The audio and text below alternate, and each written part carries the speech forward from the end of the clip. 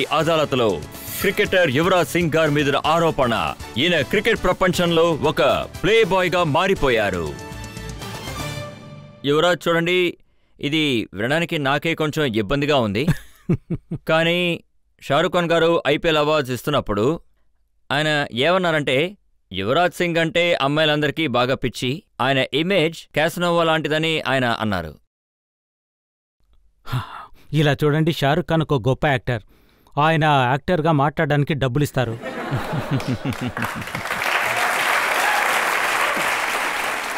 So నాకెందుకో షారుఖ్ ఖాన్కి ఎవరో డబ్బులిచ్చి ఇలా మాట్లాడించారనిపిస్తోంది, కానీ ఇది నిజం కాదు. కానీ మీరు కూడా షారుఖ్ ఖాన్ చెప్పిన దానికి ఏమన్నారు? దయచేసి ముందు అది చెప్పండి. నాకు కూడా డబ్బులిచ్చారు. మీరేం చెప్పారో ప్రజలకు చెప్పండి. షారుఖ్ ఖాన్ కరణ్ జోహర్తో ఉండడం వల్లే అమ్మాయిలు ఆయన దగ్గరికి రావట్లేదు అని.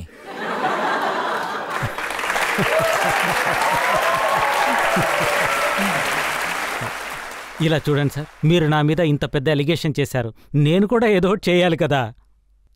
ఇది ఆబ్వియస్ అయిన విషయం, నేను చెప్పాను కదా. ఓ, ఇలా చెప్పమని మీకు డబ్బులు ఇచ్చారా ఏంటి? సగం వరకు డబ్బులిచ్చారు, మిగతాది నేను కల్పించుకొని చెప్పాను. కానీ దీనికి కారణం ఏంటో చెప్పండి.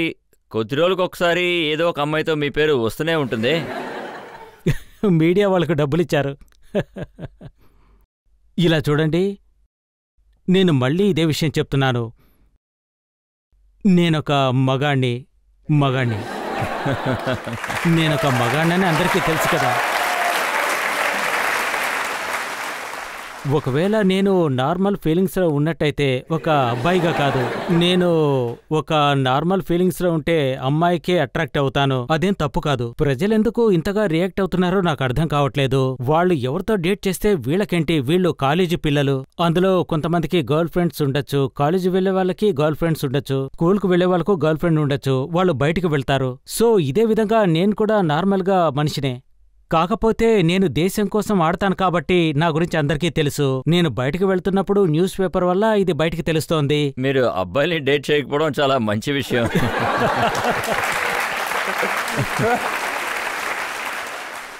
నిజమే, జీవితంలో ఎప్పుడు అలా చేయకూడదని కోరుకుంటున్నాను. ఇది ఒక చాలా పెద్ద ఆరోపణే. అది ఏంటంటే ఫిలిం స్టార్స్ గురించి. వాళ్ళతోనే మీ పేరు ఎప్పుడు ముడిపడుతూ వస్తుంది. ఎందుకంటే మామూలు ఆడపిల్లల విషయంలో ఇలా గొప్పగా ఏముండదు కదా. సినిమా వల్ల అయితే మసాలా ఉంటుంది. అయితే ఫిలిం స్టార్స్ కాకుండా ఇంకా నార్మల్గా చాలా మంది ఉన్నారన్నమాట. లేదు, నేను ఆ విధంగా చెప్పడం లేదు. అందుకు రీజన్ మాత్రమే చెప్తున్నాను. ఇలా చూడండి, కిమ్ శర్మ, మినిషా లంబా, దీపికా పడుకోన్, రాయ్మా సెన్, కరిష్మా కోటక్, తర్వాత ఈ అంశల్ కుమార్. లిస్టు చాలా పెద్దదే. చూడండి, నేను ఒక విషయం మాత్రం చెప్తాను. మేము దేశం కోసం ఆడతాము. ఆ సమయంలో బాలీవుడ్, అలాగే ఫిల్మ్ ఇండస్ట్రీ, ప్రజలందరికీ క్రికెటర్స్ గురించి తెలుసు. క్రికెట్ వాళ్ళకేమో బాలీవుడ్ స్టార్స్ తెలుసు. ఇక ప్రాబ్లం ఏమిటంటే, మనం ఎవరినైనా కలుసుకుంటే అది పెద్ద కాంట్రవర్షీ అవుతుంది. సో నేను దీన్ని దాచిపెట్టను. ఇది అందరికీ తెలుసు, నాకు అందరూ తెలుసు. ఐ థింక్ చాలా విషయాలు అవుట్ ఆఫ్ ప్రొఫెషన్ అవుతుంది. అదేవిధంగా ఒకసారి కలిస్తేనే మన జీవితం గురించి అంతా చెప్పేస్తారు. నాకేమనిపిస్తుందంటే అది రైటో రాంగో, కానీ అది న్యూస్ కోసమే ఉండొచ్చు. నేను అలా చెప్పడం లేదు. ఏమంటున్నారంటే, మీరు డైలీ పీటర్ జింటా గారిని హక్ చేయడం టీవీలో చూస్తున్నారంటున్నారు.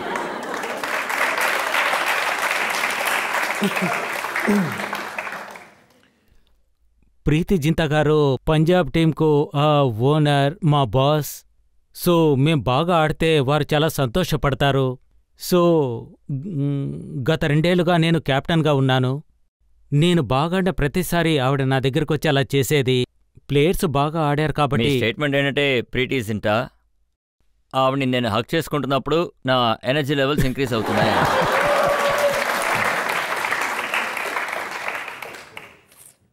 ఇందులో తప్పైన విషయం ఏమీ లేదు. అందులో ఒక అమ్మాయి వచ్చి మనల్ని కలుసుకున్నప్పుడు మంచి సమయంలో కలుసుకుంటే అది చాలా సంతోషంగా ఉంటుంది, మంచి మూమెంట్గా మారుతుంది. అమ్మాయిలు ఎనర్జైజ్ చేస్తారు, ఇందులో తప్పేమీ లేదే. ఆ తర్వాత ఆవిడ యువరాజ్ నా బ్రదర్ లాంటి వాడని చెప్పాల్సి వచ్చింది. సో చూడండి, విషయం ఇంత పెద్దగా అయింది కాబట్టి, ప్రజలు రకరకాలుగా మాట్లాడుతున్నారు కాబట్టి ఆవిడే నాకు రాఖీ కట్టారు.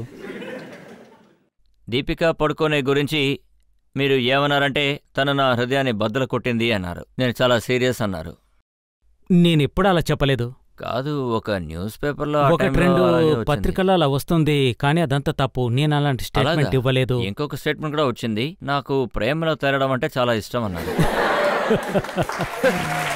ఇది కూడా నా స్టేట్మెంట్ కాదు. ఈ స్టేట్మెంట్ నేను ఇవ్వలేదు.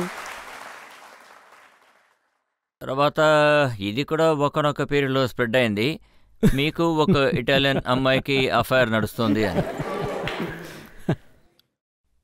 ఇది కూడా నా స్టేట్మెంట్ కాదు. చూడండి, ఇదంతా కేవలం కల్పితం మాత్రమే.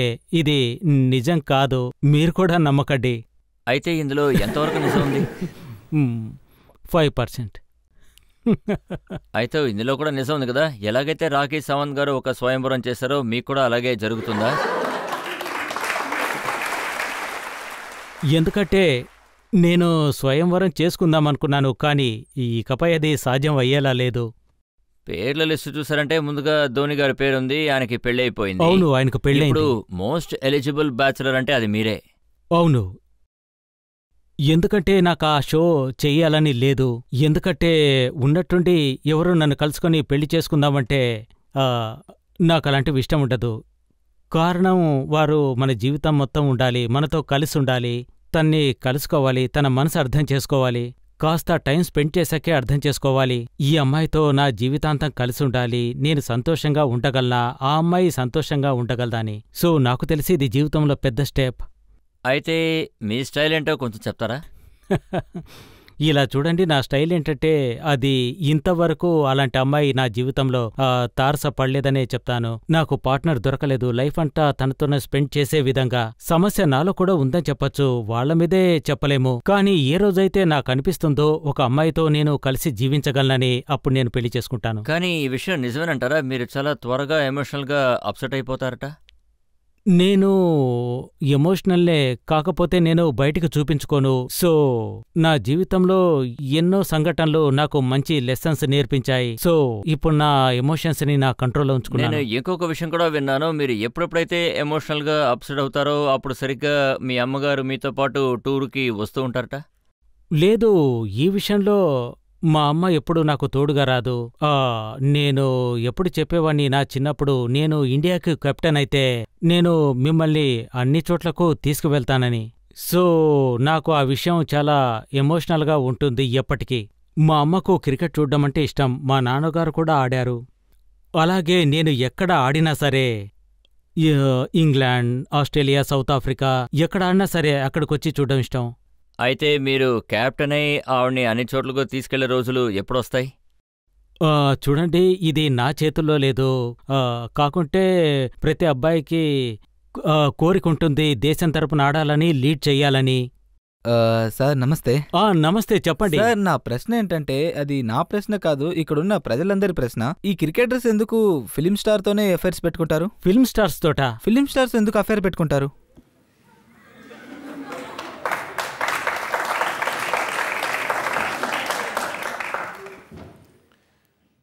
ఫిలిం స్టార్స్ తోటి ఎందుకు అఫైర్ పెట్టుకుంటారంటే అది నాకు కూడా తెలీదు.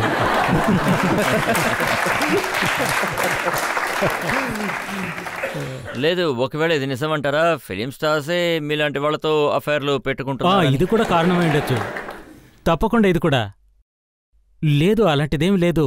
మేం వాళ్లతోటి అఫైర్ పెట్టుకోవాలని. ఈ బాలీవుడ్ ఐపీఎల్ తర్వాత ఎలా కలిసిపోయిందో, మ్యాచ్ పూర్తయిన తర్వాత అందరూ ఒకటిగా కలిసిపోతారు. సో అదంతా మనము చెప్పుకునేంత పెద్ద విషయం కాదు. కానీ టీవీలో చాలాసార్లు చూపిస్తూ ఉంటారు, ఎప్పుడెప్పుడైతే యువరాజ్ సింగ్ గారు ఆడతారో దీపిక గారు నవ్వుతూ ఉంటారని. అది నాకు తెలీదు. ఆడేటప్పుడు నా దృష్టంతా గేమ్ మీదే ఉంటుంది. తర్వాత ప్రశ్న అడుగుతారా? ఈ కాలంలో క్రికెట్లో చాలా డబ్బులున్నాయి, గ్లామర్ ఉంది, ఇందులో చాలా రకాల అట్రాక్షన్స్ ఉన్నాయి. సో చెడిపోవడానికి చాలా ఛాన్సెస్ ఉన్నాయి కదా? చెడిపోవడానికి ఛాన్సెస్ 90 to 95% ఉంటుంది. సో మేము ఆడడానికి వచ్చేటప్పుడు ఫిల్మ్ ఇండస్ట్రీకి వచ్చేటప్పుడు చాలా స్ట్రగుల్ ఉంటుంది. సో ఎంగేజ్లో మనకు చాలా అటెన్షన్ ఉంటుంది, గ్లామర్ ఉంటుంది. సో ఆబ్వియస్లీ ఆ ప్లేస్ నుంచి చాలామంది దిగజారిపోతారు. సో ఒక ప్రపంచం నుంచి మరొక ప్రపంచానికి వెళ్ళేటప్పుడు అది మనకు స్వర్గంలా అనిపిస్తుంది. సో నేను ఆడేటప్పుడు నా ఫస్ట్ గేమ్లో నేను ఆడేటప్పుడు చాలా బాగా పర్ఫామ్ చేశాను. ఆ విషయం నాకు తెలిసింది. ఆ తర్వాత నేను ఎన్నో దెబ్బలు తిన్నాను. తర్వాత నేను తిరిగి మనం తేరుకున్నాను. అందరం కూడా చూసాను, పాకిస్తాన్లోని యంగ్ ప్లేయర్స్ వాళ్ళ వయసు 18, 19 ఉండొచ్చు. వాళ్ళు మ్యాచ్ ఫిక్సింగ్లో డబ్బులు తీసుకుంటున్నప్పుడు దొరికిపోయారు.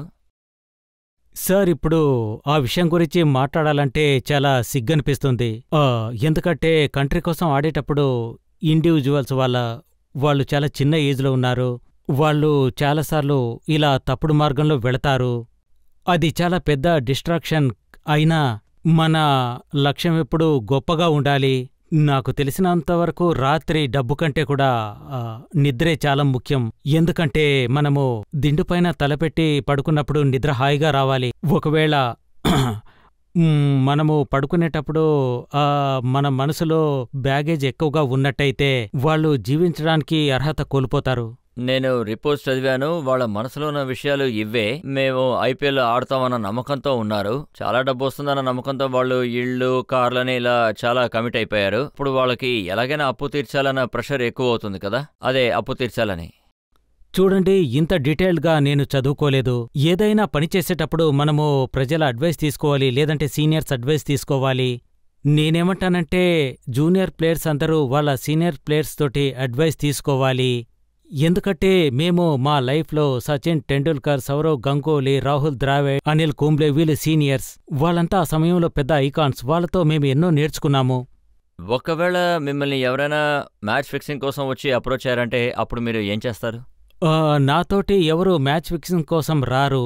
ఎందుకంటే నా బాడీ లాంగ్వేజ్, అలాగే నా నడవడిక, నా విధానం, నా దేశం విషయంలో ఎంతగా స్ట్రాంగ్గా ఉంటానంటే నాతో ఎవరు ఇలా మాట్లాడలేరు. నేను అందుకు అనుమతించను. ఎందుకంటే నా దేశం, అది నా దేశం కోసం ఆడడం నేను చాలా గర్వంగా భావిస్తాను. నేను చిన్నప్పటినుంచి చాలా కష్టపడి పైకొచ్చాను, ఎంతో కష్టపడ్డాను. అదేవిధంగా నా కారణంగా నా దేశ ప్రజలు తల వంచుకునేలా చెయ్యను, ఎప్పటికీ జరగదు.